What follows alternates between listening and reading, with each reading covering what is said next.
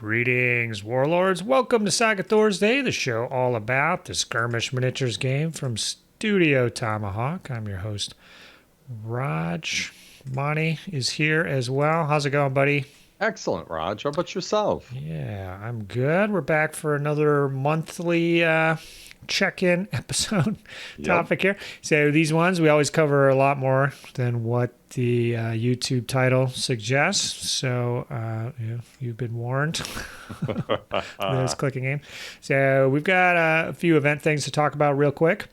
And then the main topic for this one is going to be how to run an event. Monty, in his brilliance, just called me out on the air in the last episode.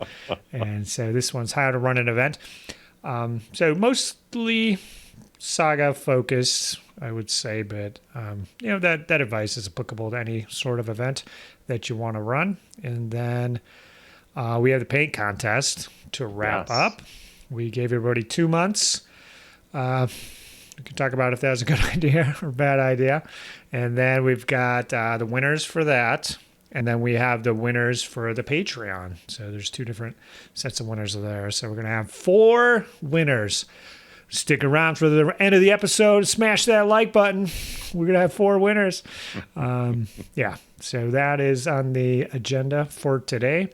And let's just jump right in here. No time like the present here. So All Father's Day coming up yet. The rules packet is basically going to be locked in shortly. I'm going to send an email tomorrow as this is recorded, which is one day before the video goes out.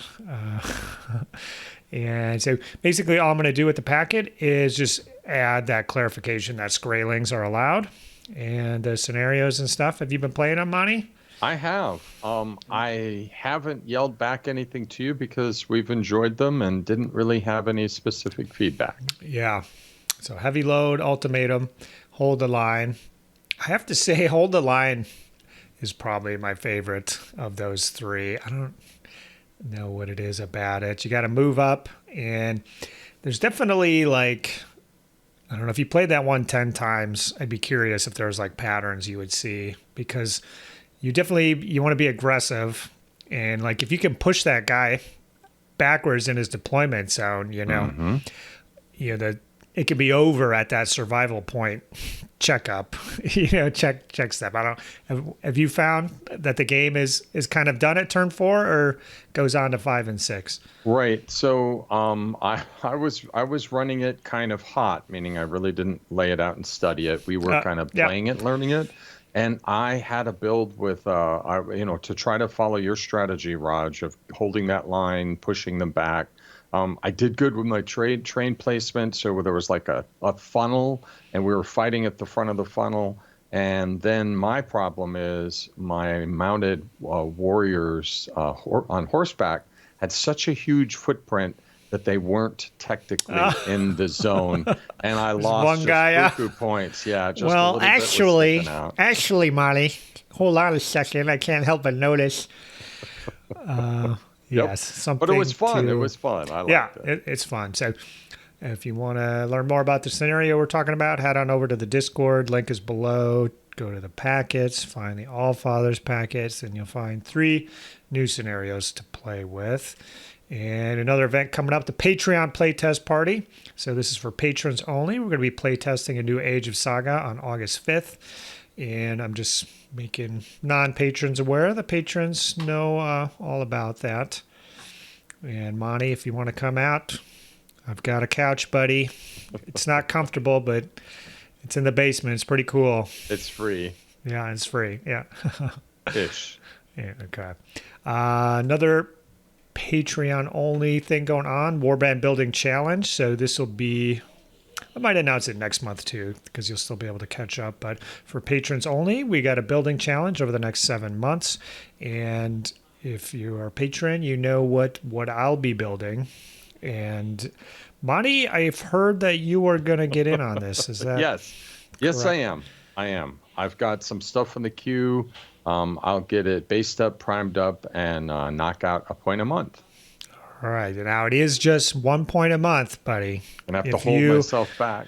If you There's some fine print on the bottom. If you go ahead and paint the rest, you have to turn it over to me as a penalty. Just beware, everybody.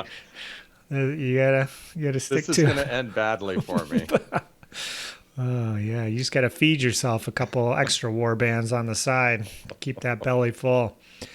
All right, and I think we're on to that main topic, which is how to run an event. So let me get this bad boy centered or not.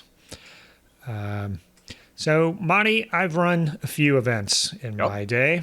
You have. And I was curious to see how many events I actually ran. So I went back and kind of calculated everything that I did. So I've run a lot of events. So that is one reason you can take my advice here. Usually the only pedigree people have for giving out advice is making a video about it, but I actually do know a thing or two about events.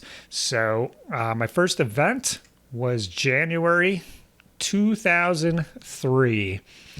Wow. I was in college and I ran a Warhammer tournament at the local hobby shop. We had 9 players show up. I had to step in as the ringer to make number 10. And if there's any long-term Rodge fans, so at this point, I had my old podcast, and I just barely knew Johnny, my podcast co-host at the time, and he had agreed to be the ringer that day, but he was a no-show. He never showed up, so that's why I had to step in. And then later on, I found out that he was in the Wisconsin Rapids drunk tank from the night before because he was being rowdy and kicking newspaper bins or something.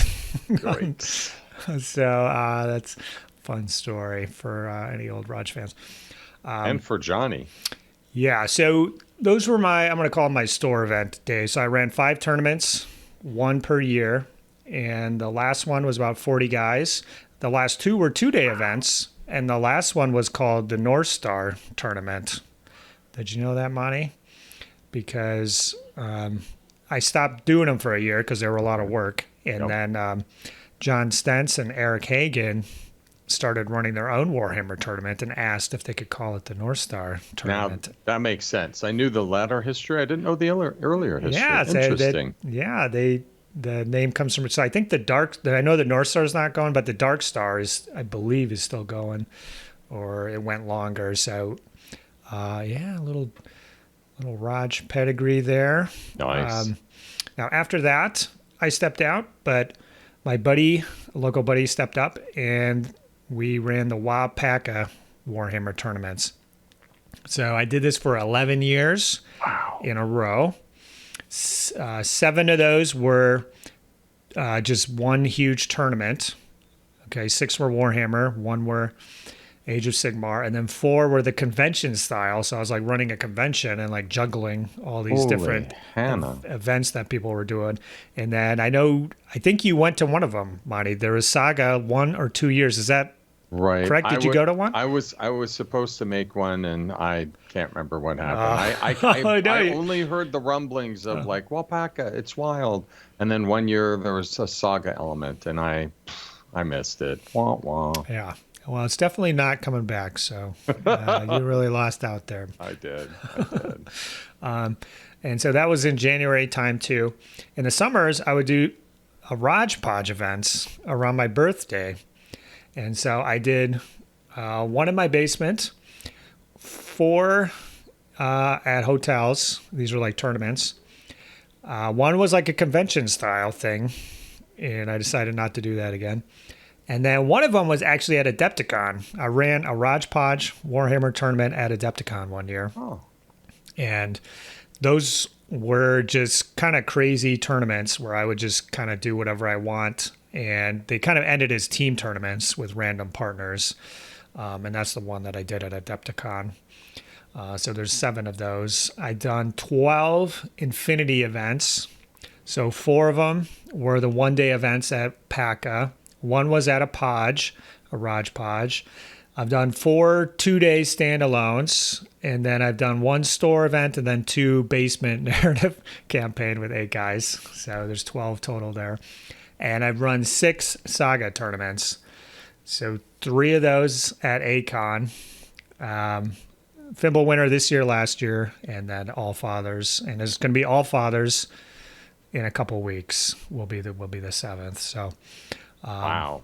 How many total is that, Monty? Were you keeping count there? It looked like you were taking notes. Or something. You know, remember, I'm a liberal arts student, so math is hard. It was a lot. It was more than I have fingers and toes, for sure. That's correct. It adds up to 41 events. Wow. An average of 2 per year for the last 20 years. Dude.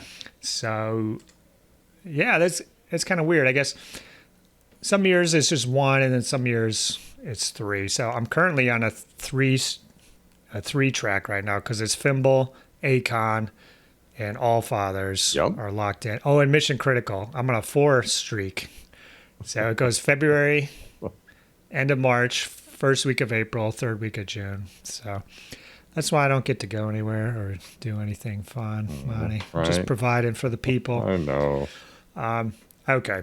So that was just more for my reminiscence. And but you know what I'm talking about when I run an event here. So rule number 1 is very important. It's run the event that you want to go to. Okay. If you follow that rule, you're good. You're golden. Okay. So trying to guess what people want is no good because sometimes they don't even know what they want or they'll say the opposite. So I can give you an example. For Infinity, people will say, yeah, I want to play on like unique, crazy terrain and, you know, have it really themey and stuff. You know, that's really cool. I want to do that. Well, I did that one year and everybody hated it. And, you know, if you lose, you know, it's the terrain that is the you know, so you can just blame it on the terrain. So everybody was belly aching the whole weekend.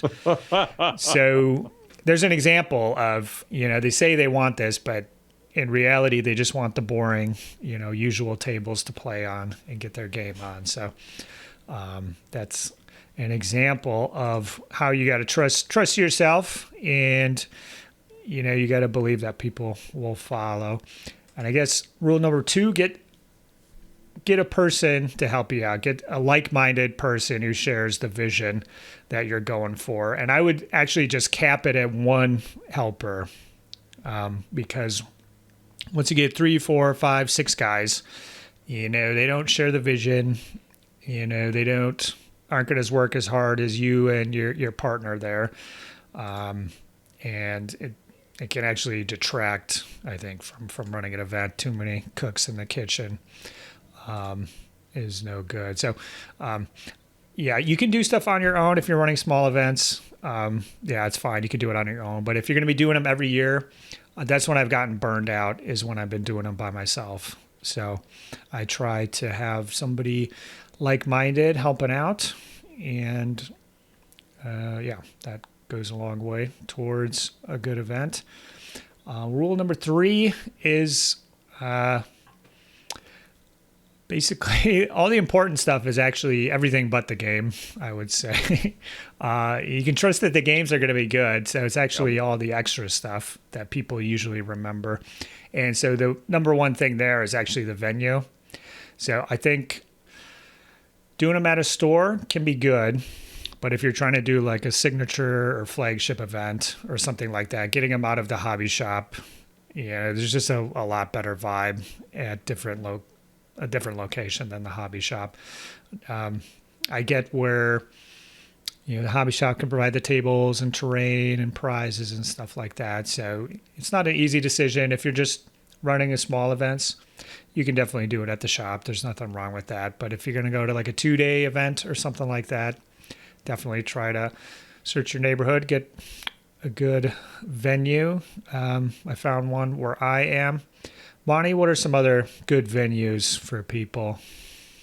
So like you're catching me cold, yay! And Yeah, I've I'm never hitting you, organized hitting you an hard. event, but I can think of two kind of oddball, well, let's say unusual places that people might not think.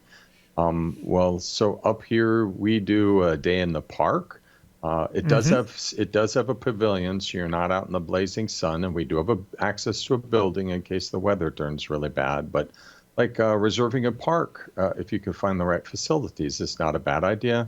And I'd also Yeah. say this is very specific to the U.S., but if you have a club member or you yourself are a member of an organization, that organization might get you access to building space. And so, for example, we have a fair number of veterans who also are Saga players, and I know at least one who can get access to a VFW hall, and has done that for another gaming system on occasion. So there are some unusual, like, the hobby space is hard because they're under the gun.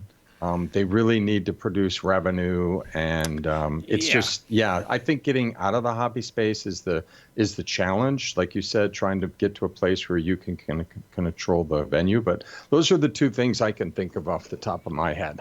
Yeah, I think both of those are good. I've gone to multiple events of VFWs over the years, and another one, like you said, if you kind of got an in somewhere, so universities have Yes. plenty of rooms and stuff, but you usually, I don't know, you got to like know somebody or be part of a club or something like that in order to get access to that. But one of the events I ran was at the local university, and it was a really awesome big space to play in. But it lacked the food and the drinks, which can also be part of that atmosphere. So if you can somehow get a reasonable room with food on site and drinks on site, that's kind of the holy grail. But yeah, sometimes I think the parts are good. Carry-ins and stuff. Keep it cheap is also good as well. So prizes. Now, Monty, you're known for just hitting events exclusively based off their prize support. Is that correct? If it That is absolutely not true, but sure. I mean, it's a mixed world, and I would say post-pandemic, it is harder. Like I've tried to help a little bit here and there. It's harder to get prize support. Honestly, as a person who's attending an event, if I can get anything, a T-shirt, but I don't really need prizes, and you know what I mean. Prizes meaning like loot. We can all go buy our own hobby stuff. We go to meet people, throw dice, and bash our friends. So that's me, absolutely. though. No, I'm agree. Yeah. So, and this part comes back to run the event that you want to go to. So for me, the prizes don't really factor into it as far as if you get first place, you get a big shiny box of goodies, for example. I really actually don't really support that. I would say don't do that.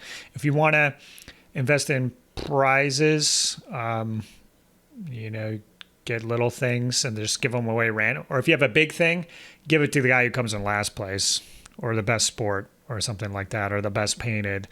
A little knickknack for the champion can be good, but I would say there isn't really anything to be gained by having a big, nasty prize like that.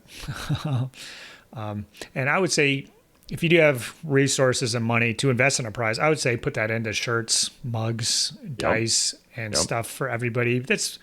People would rather have that than more loot. That's more memorable, having that Fimble winner mug instead of another box of Gripping Beast Dark Age Warriors, for example. So Hmm. for me, and I think for a lot of folks, the prize is don't sweat it. If you're running it in the hobby shop, they'll usually take that entrance fee, roll it into the prizes. There's nothing wrong with that, but if you're moving it out of the hobby shop and all the money has to go towards the venue, which is probably likely, don't worry that there's no money left over for prizes. People don't care.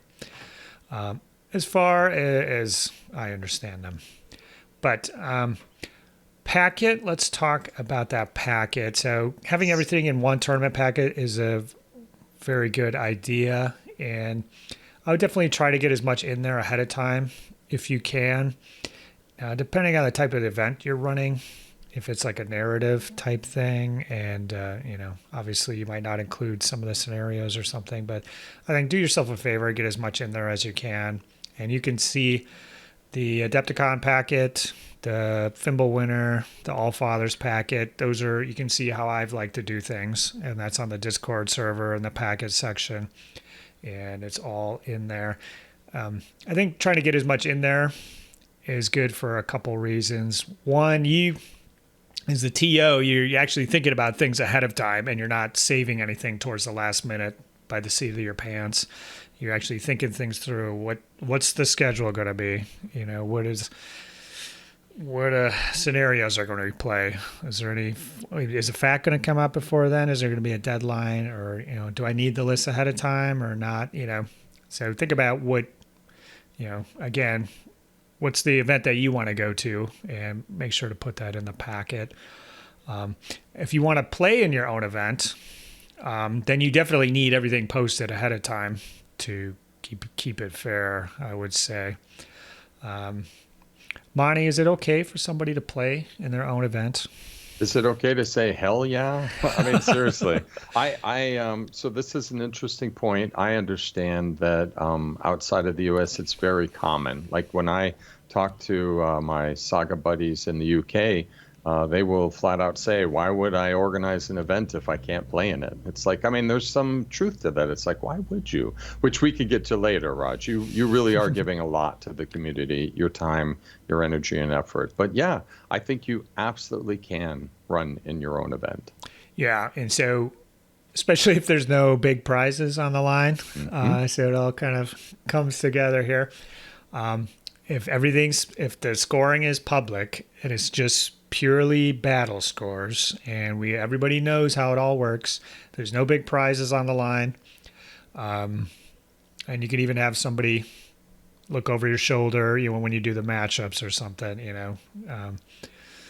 I think it's fine. I've wanted to play in more events, so I played in Allfathers last year. I'm going to play again, but I have my number 2 there, so that's another reason to have a number 2, is so between the two of you, you can keep the event going. So if it's your first event, I wouldn't play in it. If it's a really huge event, like 40 players, maybe I wouldn't play in it, just to keep everything on schedule. But if it's 20, 30 guys, it's just purely battle, it's all posted ahead of time, I would say go ahead and jump in. Why not?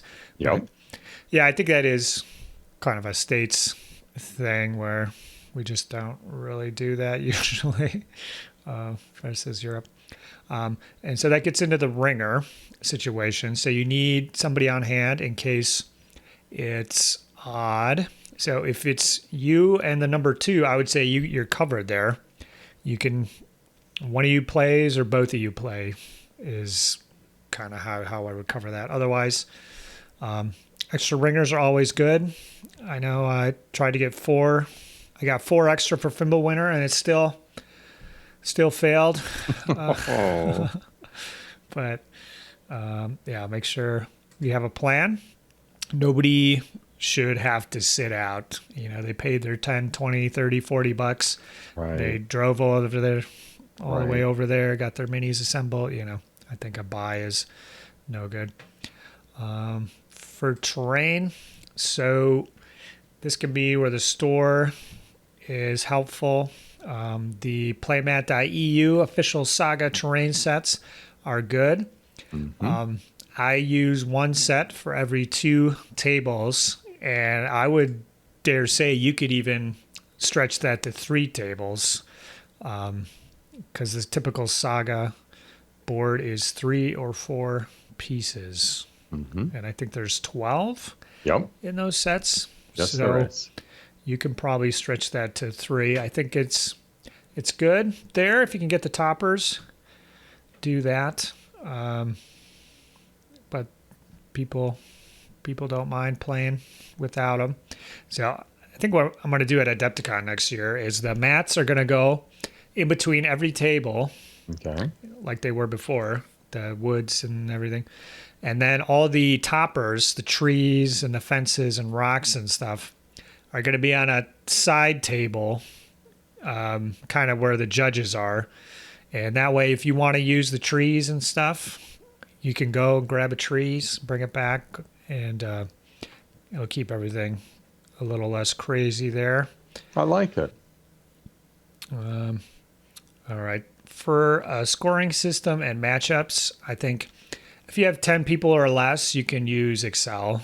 It's fine. You can eyeball. The main thing is if somebody played somebody, not matching them up against that same person in the second and third round. So that's the main issue.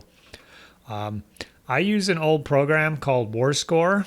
It's not available online unless you go to the Internet Archive. Maybe you could find it.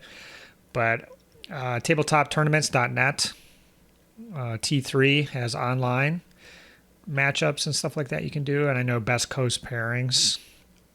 Monty, have you used that for bolt action stuff? Or So I did download Best Coast pairings. We were told we would use it in an event. It turns out we didn't.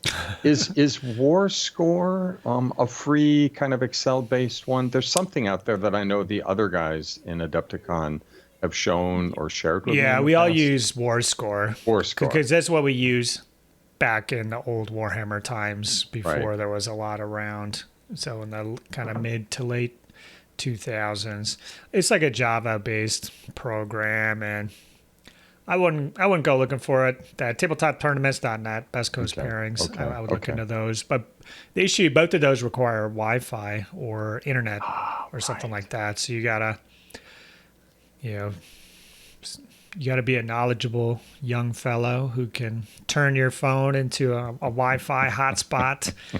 Such knowledge is beyond me, Monty. Right. Okay.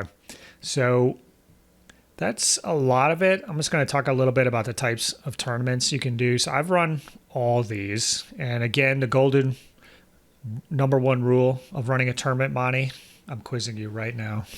Run the tournament you want to see. Yeah. You would like. Run the event that you want to go to. And if you're playing in it, all the better. So I will say the easiest thing you can do is just a battle only tournament. Okay. So especially if you're going to play in it, I think that's probably the best way to go about it. And so this is just purely the results of the games.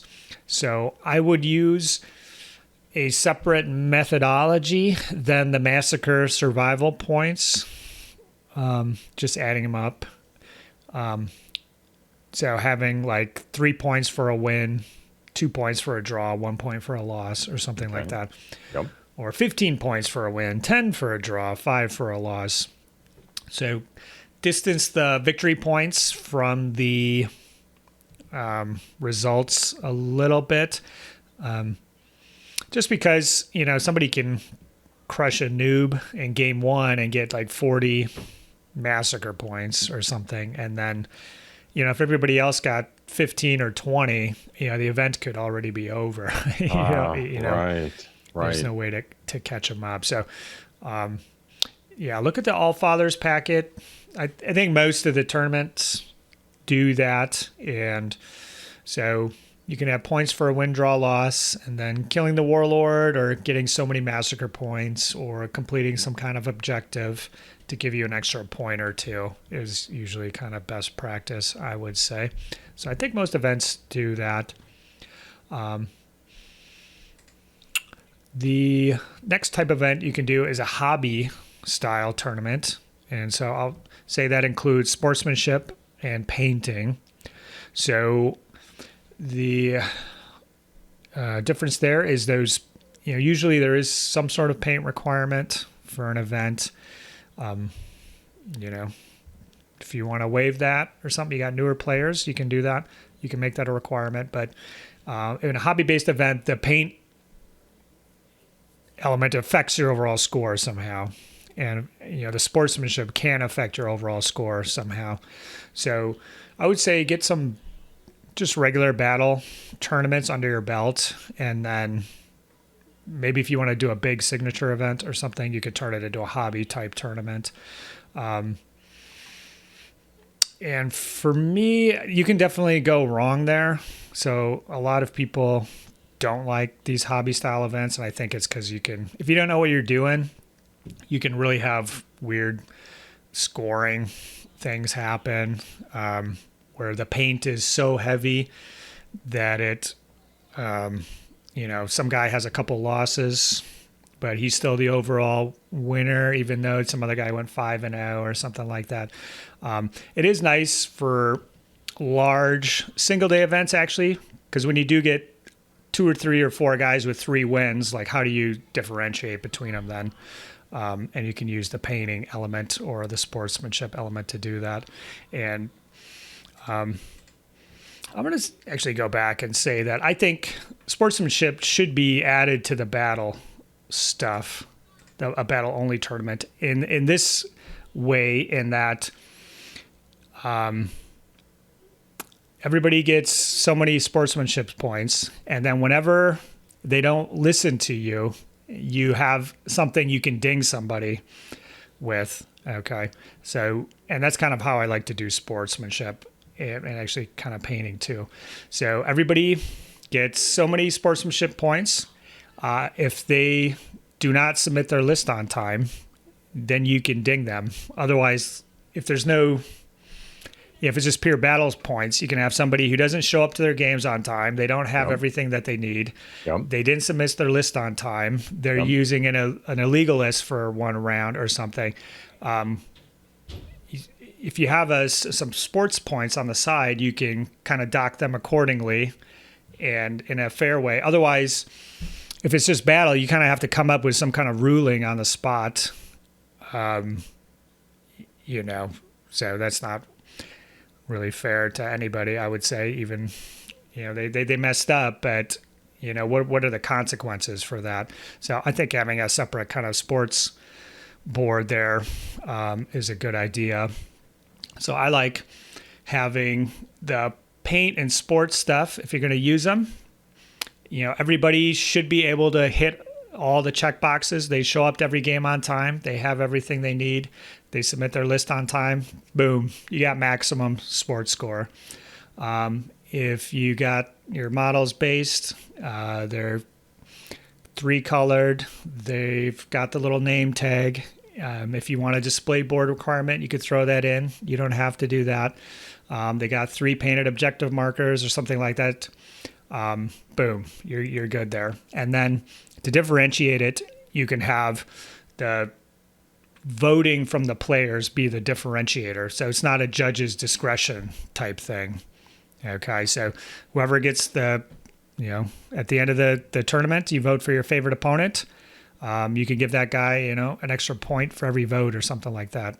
And for the painting too, the group gets together, everybody votes for their favorite. You can give a point or 2 for each vote, or whoever gets the most votes, or however you want to do it. So I like including the sports stuff for the reasons I mentioned. I do like including the paint stuff because people are slaves to incentives, Monty. Are they not? It is true. Yes, it is. Yeah. So the Wapaka events I've run all kinds of tournaments. You can run any kind of event you want, but a hobby event, undeniably, you are going to get better painted models and armies showing up to those events because people are directly rewarded for doing that. So I've run tons of events, and you cannot deny that. I've read comments on the Discord. It's going to be the end of Western civilization if you include paint scores.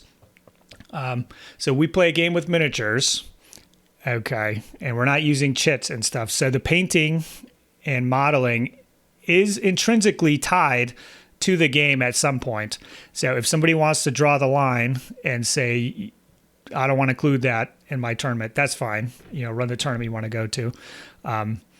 Other people can draw the line where they want because we're running this is a miniatures hobby, and we want to reward different levels of effort. So I will say that. Okay. Moving on from there, there's a couple other events that you can do. Monty, you went to Kansas City for the Ironman. What was that all about? Oh, that was amazing. It's a very high commitment because the organizer, also relying on the club and his friends, puts all the war bands for the whole event out on the table. You don't bring anything. As a player, you show up to an Ironman tournament. The boards are there, the dice are there, the war bands are there, the tables are there, and even I think the matchups are already preset too, because they don't have to, but like the one I went to, the matchups were interesting matchups, and they were from the same book, and then you were randomly assigned to a table, roll off to see what warband you play, boom, boom, boom. So yeah, that's really cool. So you could do with those pre-made armies, if you can get to that point. There's really all kinds of variations you could do. You could see, picture, each round bidding for an army or something like that. Yep. Or, bidding before the event.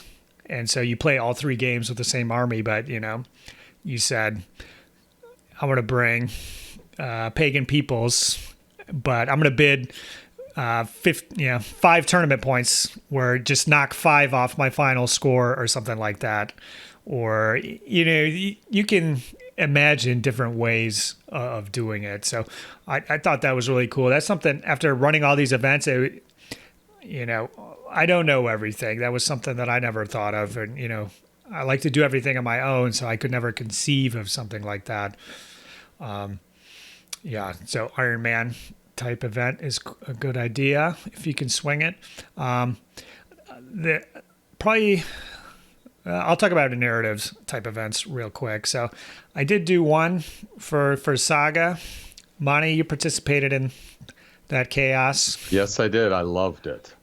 Yeah, so it's a lot of fun, especially when you're looking at a kind of a convention lineup where you have a couple normal events. You got to have those. And then you have just one oddball thing where if you're a veteran, you know how to play, you know what's going on, step into the narrative and let the chaos take hold of you.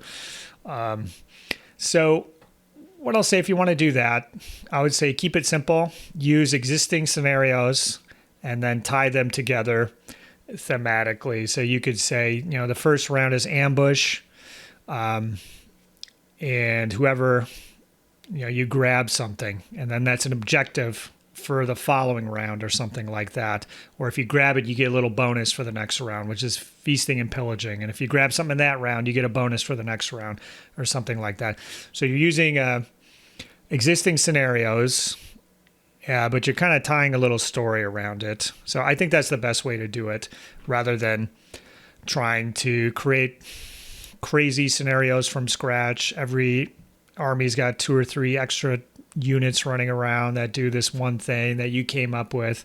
And I would say, too, you got to kind of play those by ear. So if you do have a lot of stuff planned and you see that they're drowning in the chaos, step it back and, for the next round, instead of doing the 4 things you planned, just do the one thing or something like that. So you gotta be have some tournaments under your belt before you want to do that. So I would say that's something you do in addition to your normal tournaments that you're doing. If you're running those are going well.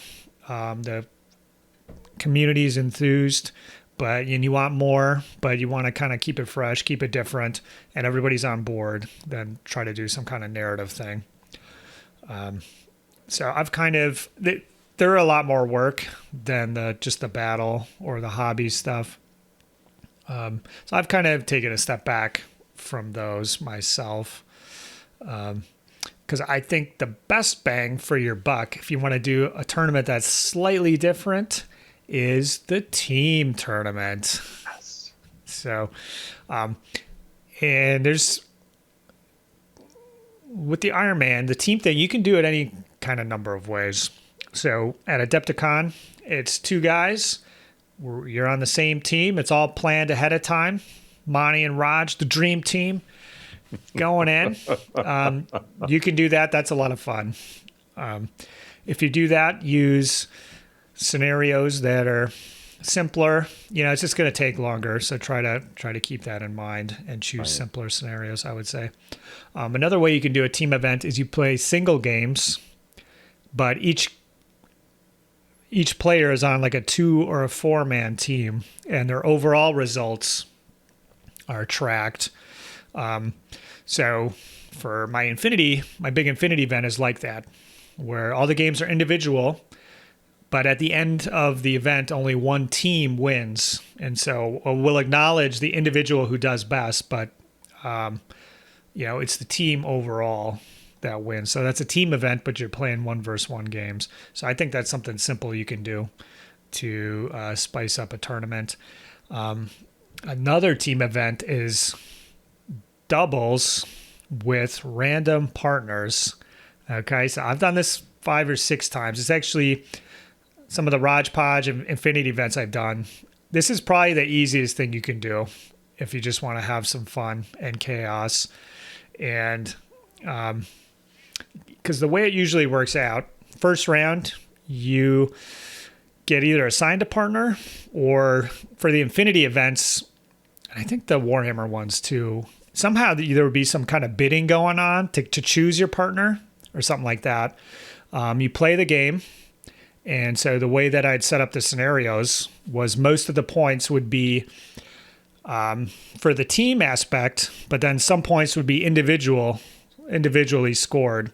So you and your teammate could end up with different points.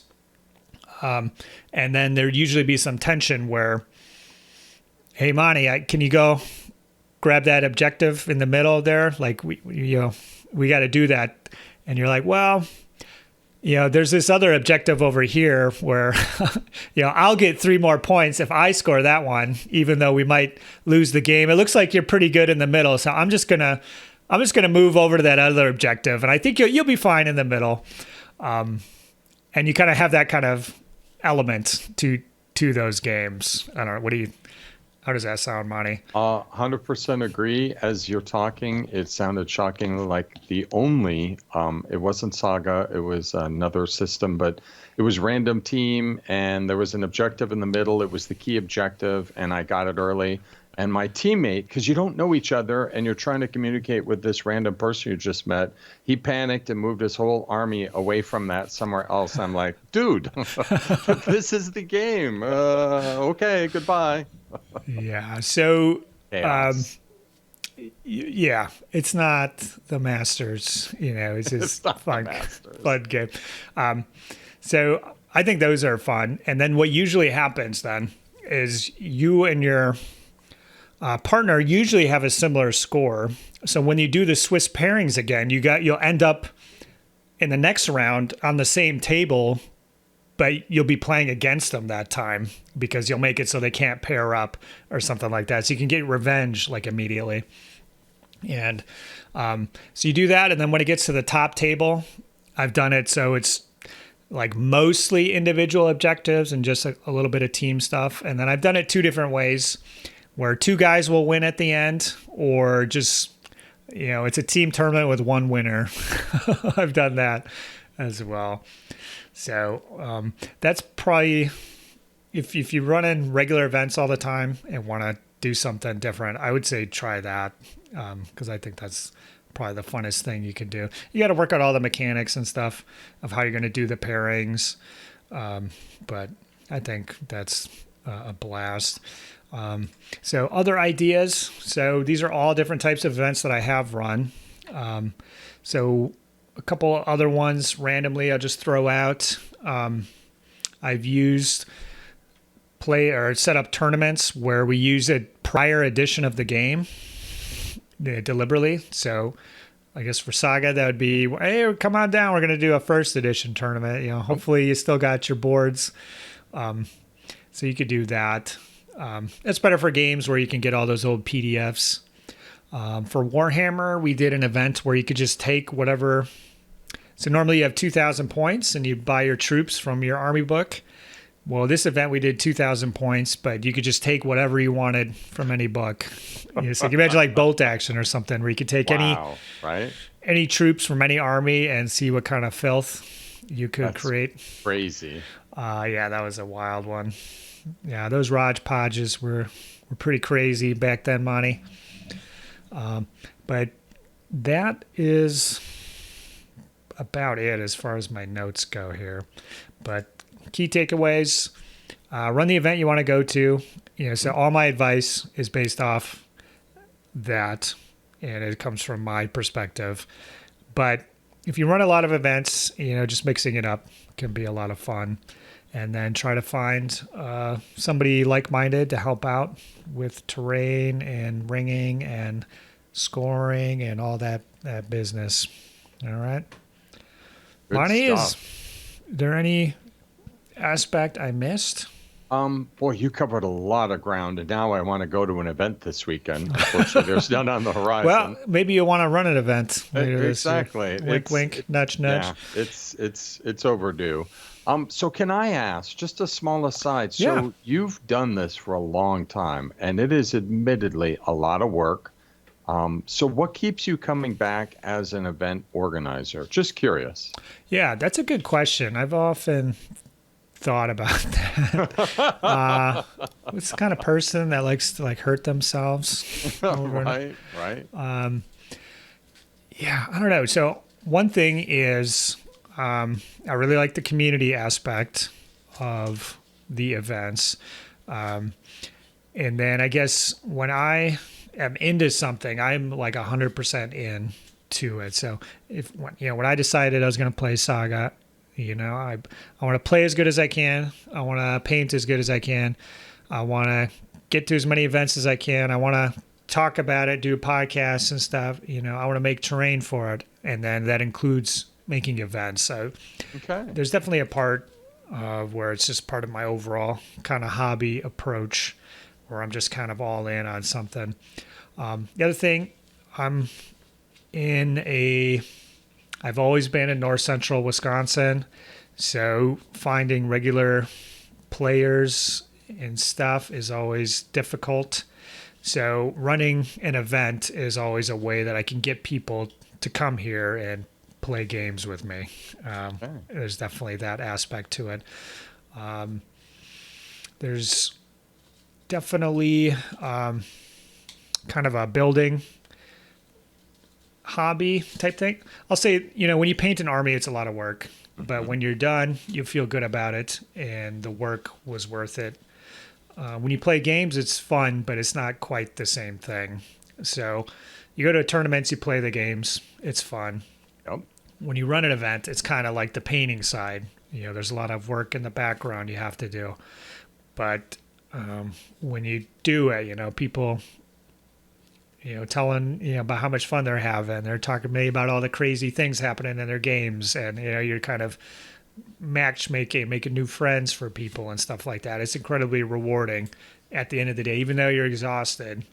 I would say it's definitely worth it, worth the work. And so the more effort you put in, the more you get out. So going to tournaments and playing is fun, but running an event is its own kind of reward, I would say. Awesome. Well, dude, we're lucky to have you, and we do appreciate you. So thank you. Yeah, thanks, buddy. Yeah, it's fun to go over all this stuff here.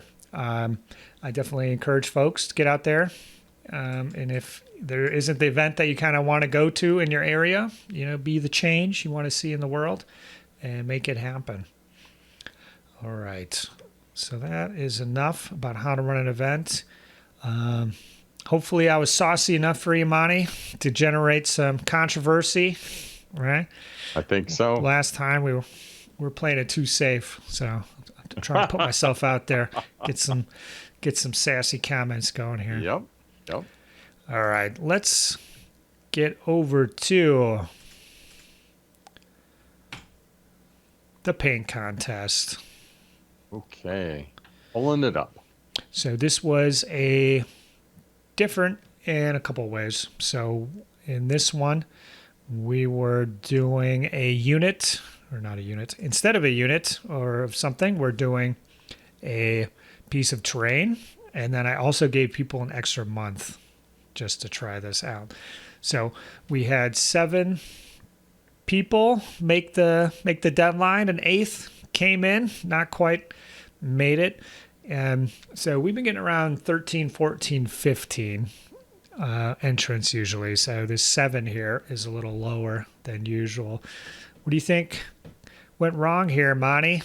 As far as the terrain, people got their terrain already. They don't need it anymore. Right, potentially that's it, but still, I still like 7 good entries is awesome. So. Yeah. I kind of think, I don't know. I'm gonna throw it to the patrons to vote for the next contest whether to give 1 or 2 months. I kind of think that 2 months is actually worse than 1 month. Personally, 1 month will get you, like, you got to get moving, you got to get started. Or 2 months, you're like, well, I don't have to start right now. I could start in 2 weeks, and then you just forget about it. So I think that may have affected it. But you are correct. I shouldn't be that negative, Rodge Nelly. We've got 7 good entries, and we'll pop on over to those right now. So I'll kick it off with Heathen here. And a lot of good chat going on here. So I think they did mention building Saga terrain is a challenge. Why is that, Monty? Because some of the most beautiful terrain I've seen is 3D. For example, and I'm not thinking of any that are up here, but a buddy of mine has like a pig farm, but it's also collapsed Doric ruins and columns. And it's gorgeous, but once you get the pigs, you got their little pen, you got the fence, you've got the ruins, you're like, okay, so how am I going to put my troops in this? It looks gorgeous, but it's just hard to, since you measure from the figure and I'm putting archers in that terrain, it's hard to get them all kind of clumped up nicely so they can actually shoot out of there. Correct. So Saga is area-based terrain, I'll say. So the fence, the pig, it doesn't matter that they're there. They look nice, but for Saga, that's not important. Whereas maybe in Bolt Action or other games, you got to actually put your model behind the fence. You got to hide them behind that pig if you're going to gain that cover bonus, So I think for me, the best thing there is have the base, but make sure that anything 3D isn't glued down or attached to it. I think is the best of both worlds if you're going to go that approach. So I've got fences for all my fields, but they just, you just set the fence down. They're not glued to the fields, for example. So I think that is the best of both worlds. Playability, and it looks pretty good. Probably not as good as if you had glued it down, but pretty good. All right, here. So first up, I'll just point out Kara, our good old friend Hamza. He's got his brown building here. It's not super inspirational, but I've had it on my desk since February last year. And I can say it's still on his desk as of May or June of this year. He did not submit anything further with this brown house. So I got to bust his chops when I can. Coming down, ABG, this isn't a submission, but he's just showing off a way that you can have something that looks cool, but is still playable. So that's another way to do it. So if we're following my advice, the pillars wouldn't be glued down, for example. Right. You could just pick them up and move them. But definitely playable as is. And, if you're playing with people, you're always like, this guy's here. And the other guy's like, yeah, he is there, even if you can't physically put him there. All right. So first up, Sagas of History. So he's giving a little preview of here. He's actually going to do a big games table. So we'll take a look at that a little later. Where is the actual first finished one there? Markovi, his entry to the contest. Monty, we got some rocky ground here for arid climates. What are you thinking here? Looks good. Scale is really good. And again, I mean, it's that small thing that you just mentioned, it might be a little bit tricky because there are quite a few rocks. But again, he's made it for himself, and it's got plenty of room to put the levee in, but the levee might struggle to sit on top of the rocks. Yep, that's fine. I mean, it looks good. Yeah, So exactly. It's a paint Yep, it is a paint and building contest first and foremost. So I will say I really like how it looks. I think he did a great job. Looks like it blends in with his existing models right away. Nice use of the big white rocks. Didn't feel the need to repaint. I think they're pretty. Didn't really repaint them or anything. It looks good. I think it's a good mix between playability and looks here. So excellent rocky ground, buddy. Moving down, we've got Ja or Ya. Yeah. Is Ya? Yeah. Okay. He really went to town. Yeah, so he did a whole slew of terrain here. Okay, so the contest was for one piece. So I'm going to say the ruins is going to be his official piece, or maybe the hill here. But you can see the before. He's got all the boards there. Yep. And what do you think? Is that ruins built from scratch, Monty, or not? What do you think? It's kind of hard to tell. Yeah. Oh, man, it is hard to tell. I'm going to say yes. It looks like the timbers look like they might be. Yeah, I'm going to guess a yes on that. Yeah, I think so. So I think it looks like, built from balsa wood. And then for the little white part there, what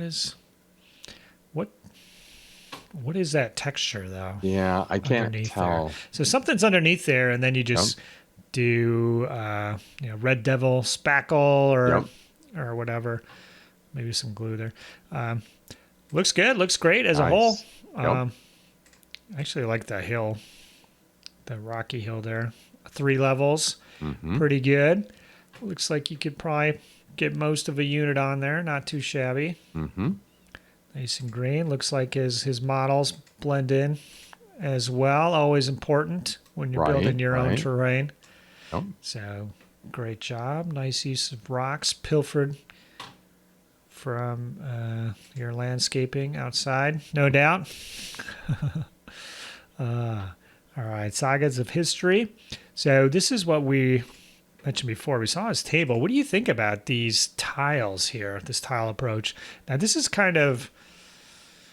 I haven't seen anything like this in a while. This seems more, I don't want to say old-fashioned, but I've saw it at before neoprene kind of really came into style. You would see stuff like this with these blocks here. What do you think? Yeah, I mean, it's a hell of a lot of work. And I agree. There are systems, and now I'm not going to think of them off the top of my head, but there was a company, Secret Weapons, had blocks you put together and made tables like this. Oh yeah. And there's some other ones you'll see them go up on the net from time to time. But if it you obviously need a little room to store them, and they're probably best for something that's in your garage. You probably don't want to break this down and take it down to the club. But it does let you personally adapt and build your table per theme or per game. So lots of work and looks awesome. Yeah, it looks like if you go back, he's kind of has a stack of them underneath his table there. But so again, we just gotta call out one of these. The forest looks pretty good. So it's kind of cool. So the terrain pieces are kind of locked in to the tiles. So if you want to take the field, you'll just grab the tile with the field. So from that aspect, I actually kind of like this because that field can only go in so many spots, and you don't have 100% power to move it exactly where you want it. Which I think, if you look at my scenarios, they all have some kind of little niggle or something with the terrain placement. So it's not as reliable as the big Saga Book of Battles terrain placement. So I like that you can get a field, but it won't be straddling the middle line, for example, like that. With this setup, that can't happen. So, I like that aspect to it. I think that's cool. Robin 104277. This looks awesome. This is cool. Yeah. Again, matching. Right. I especially like the little like floor tiles. Like there's just a sprinkling of them, a tipped over statue. It really does. Like to my mind, the story of once the Roman Empire falls and the Goths and the people who come afterwards walk around and look and remember the glory days. This is perfect for that. Yeah, this is good. This is one reason to bulk out the terrain collection, because the Saga Dark Age thatch house doesn't quite look in a proper context when Alexander and Hannibal are going at it. So, yeah, this one looks cool. I like the basing on it. Nice use of the tufts. And, yeah, broken statue. I got to do something like that for my boys. Well done. Yeah. All right. Alderman Andrews. He's got a river and a bridge to go with it. So the bridge is 3D printed. And I don't know what the river is. Does he say? That's a big river too. It's proper river. So Saga River's got to be between 4 and 6 inches wide. So he uses 6 inches. So his cut to length rubber runner material from Home Depot. He used DAP flex caulking to make the texture. Put in his aggregate. This is a nice looking river, man. Yeah, it is. And it has fords at each end too. So. Yeah, the bridge looks good too.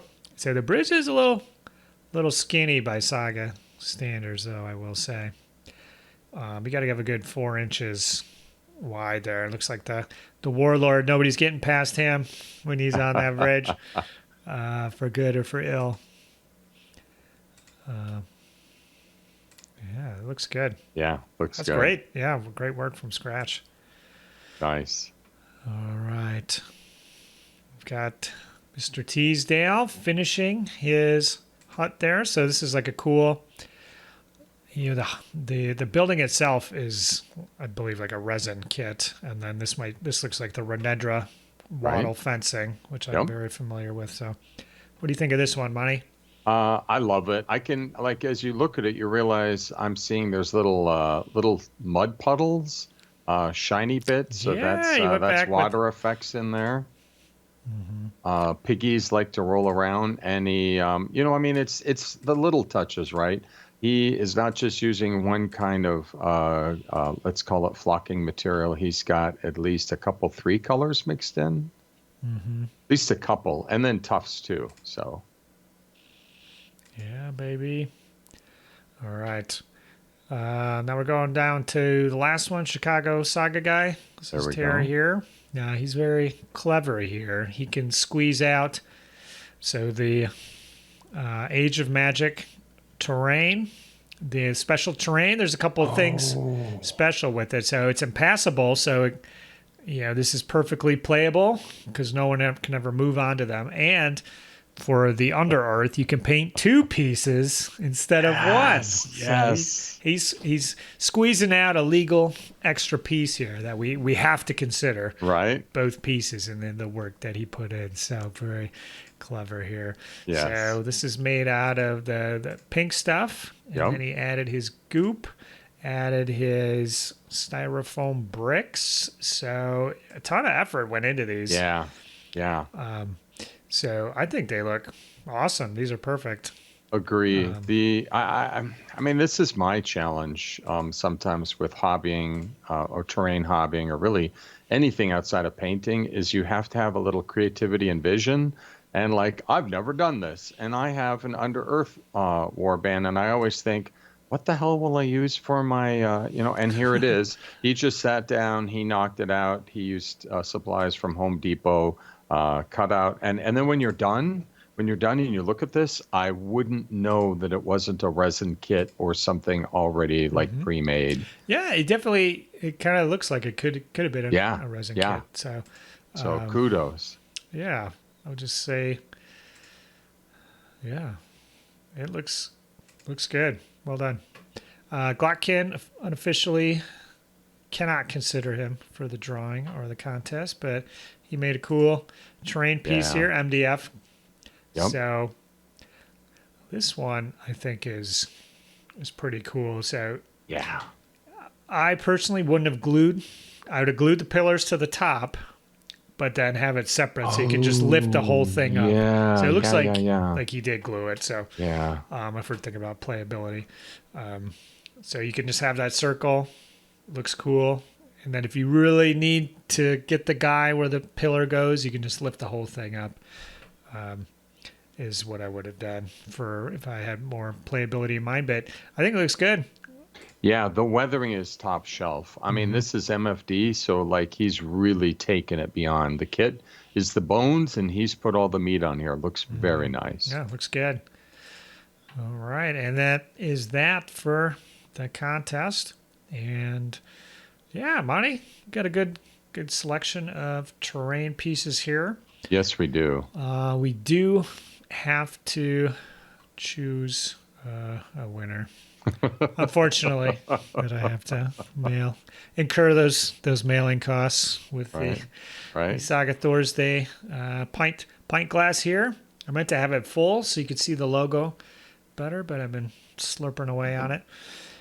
And all right, so after thinking about it, so we incorporated the amount of effort that went into it, the final result, the playability and the size of the piece and everything. So we have decided on Terry with his double Masters of the Under-Earth special terrain pieces. Right. So these are well done. Put a lot of effort in there. Use a lot of different techniques, and turned out pretty darn good. And goes to you, Terry. I don't know if he's got one, but he's going to get one of the Thirsty Thursday pint glasses here. And then we are going to give away, thanks to Grisping Beast, a random prize. So don't give up yet, guys, just because we didn't choose you. You still got... Oh, no! I lost my Excel sheet. Now you're going to see my secret files. All right. So we got the entries up here. 1, 2, 3, 4, 5, 6, 7. I'm gonna pull it again if Chicago Saga guy gets pulled. So I'm gonna change the minimum. He's number 1. So I'm just gonna change it 2 to 7. Generate number 3. Goes to Elderman Andrews. So he wins a $25 gift certificate and, well, 25-pound gift certificate. So that's more from Gripping Beast. It is. So that is awesome. Nice. Yeah. Thanks for everybody who submitted. It was a lot of fun. We'll get back to the patrons. Let them vote. Decide if we're going to do 1 month or 2 month increments going forward. Next month already will be the start of the next one. If we do 2 months every time, we'll be swimming in paint contests year round as well. So I'm gonna try to swerve them to just once a month, give us a paint contest break. But I said they could decide, and I will stand by that. All right, so getting to the Patreon contest. So these are for the folks at the various different levels of patron. So the first one we're going to give away is the quarterly painted unit drawing. And this will be for January, February, and March. Okay, so we're going to do April, May, June. Is that right? Are those the months of the year, Monty? It sounds right on the Roman calendar. Okay. So we've got entries of 1 through 79. So if you were at the Hearthguard level or higher for January, February, or March, Each one of those months you have an entry on here. So I'm going to do 1 through 79. Bada bang, bada bam. 19 is Robbie M. All right. Nice job, Robbie. Congratulations, Robbie. So you're going to get a painted unit from me. We'll be in touch about that unit. I've got a few from you to choose from. And then now we're going to get into the loot portion of the contest. So anybody at the Lifeguard and Hearthguard levels will get some goodies here. So I just want to acknowledge our various sponsors. So Gripping Beasts, again, 25-pound gift certificate. Monty, did you see they just acquired the Ragnarok Viking range? Dude, they look so good. Yes. Yeah. They look so good. I want to paint another Age of Magic warband. Yeah, so they've got these dwarves, kind of humies, goblins. They look good, but I believe they're going to carry the historical ones because that guy's doing like the actual like Viking, human Viking range. Yeah, yes. So there's going to be another awesome Viking army out there. So those are available in metals from Gripping Beast. Yep. So that's something you could get with your 25-pound gift certificate. We got to give it up to Reconquer Designs. Marcos over there is going to give away an STL for his slingers this month. Did you see these guys, Monty? Are they the ones with the pole slinging? Not the staff slingers. These are the hand slingers. So they just came out maybe a week or less. I might have missed these, but he does gorgeous stuff. Yeah, these are the most dynamic Yes, slingers you've ever seen. Yes. Wow. So, yeah, thanks to Marcos over there. And if he also did the Rodge miniature as well. I don't have a picture up, but that's included for the champ as well. And then Andrew over at Medbury Miniatures.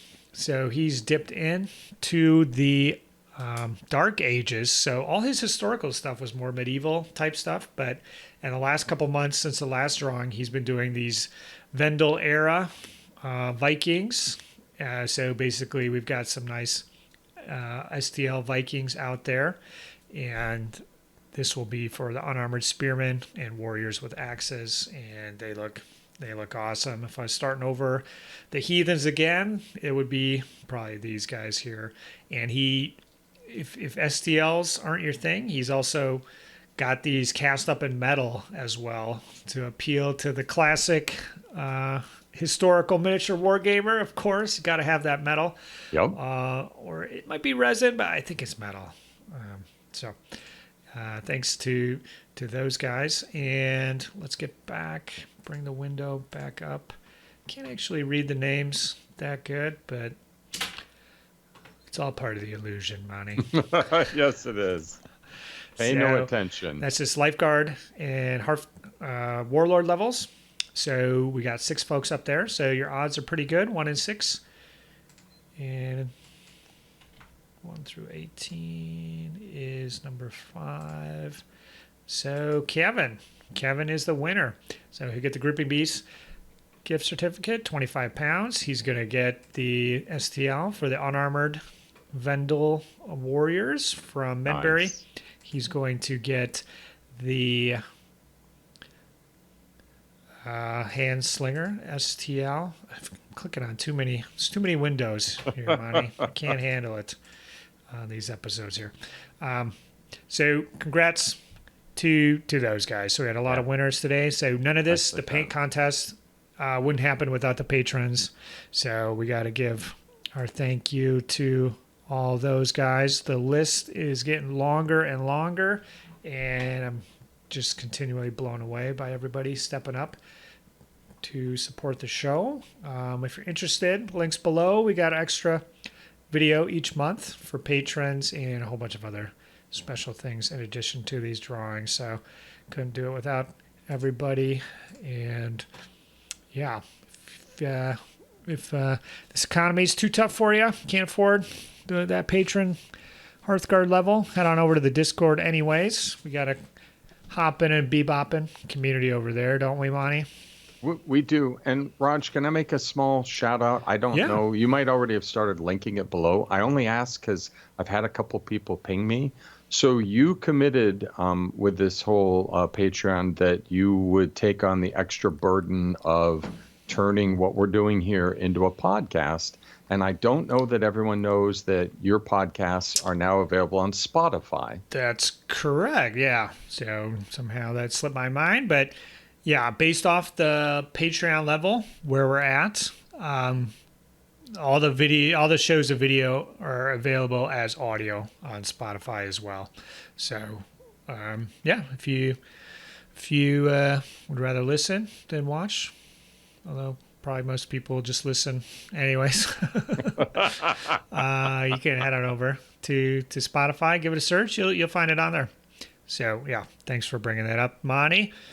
But the Discord is hopping. Yes, it is. And going forward, we've got the last of our Adepticon coverage, Monty, because I have a battle report that I recorded at Adepticon. So me and Terry, we got it on over at Adepticon. And so I squeezed in one battle report recording with him. So we played my Germanic Peoples Warband versus Normans. So this was, I think, Thursday night. And so these were the warbands we were taking to the Age of Vikings event. So the Germanic Peoples won the Age of Vikings event. So if you're kind of curious how they got on, this battle report will give you a good example of how they operated. But check it out. It's a good report. Good lighting, new camera. Turned out pretty good, I will say. After that, a long overdue Great Kingdoms faction review with Big Scott from the Twin Cities there helping out. And look forward to that. So that will come out. So the battle report will be out on the 8th, and the Great Kingdoms review will be out on the 15th. And then on the 22nd will be a Patreon-only battle report. But in between those will be All Fathers once again. Nice. Monty, we're going to miss you at All Fathers. Yeah. Is true. that right? I got a family trip coming up, so. All right. Those darn families. I know, family commitments. Okay. So that episode was definitely chock full. Lost the thread there a few times, but I think we pulled it all together. Right, buddy? You did, dude. Okay, cool. So, yeah, I think that is where we're going to call it for this one. I don't know, any ideas what the topic will be for next month, Monty? No, I'm going to have to put my brain to that one. Okay. Well, maybe I'll help you out. That would be good, right? Okay. Well, that's going to be it for this one. Thanks, everybody, for sticking with it. We'll catch you on the next one. All right. See ya. Bye-bye. Saga! If you'd like to see more Saga content, consider joining the Heathen Army over on Patreon or popping on down to the Saga Thursday Discord server. Links below. Thanks, guys.